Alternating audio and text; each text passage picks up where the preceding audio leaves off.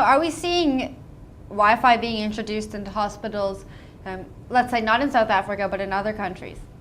Definitely. In Europe and the US particularly, this is where the drivers and the case studies are coming for us to implement into Africa.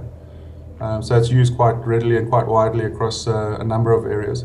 I think one area that people tend to forget is that large government hospitals or large private hospitals have these big infrastructures.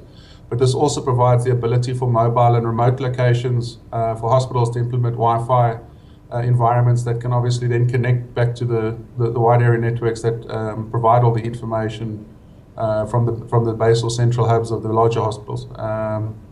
And that's obviously a benefit that we can see and drive quite quickly and a big opportunity for us in Africa.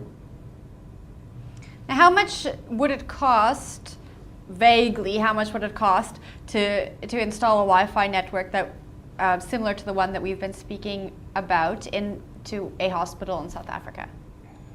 Okay, so that would obviously depend on the size of the hospital. If we look at the kind of deals that we've been looking at here in South Africa, you're looking at approximately 200,000 Rand per hospital.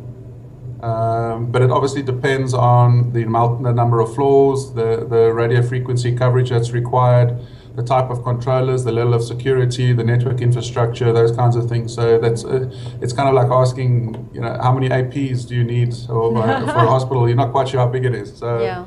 But that's a rough average for a general sized hospital today. Now, do you think it's worth it to be installing these Wi-Fi networks given the cost in hospitals here in South Africa? I think so. Obviously, it comes down to affordability and then obviously customer service.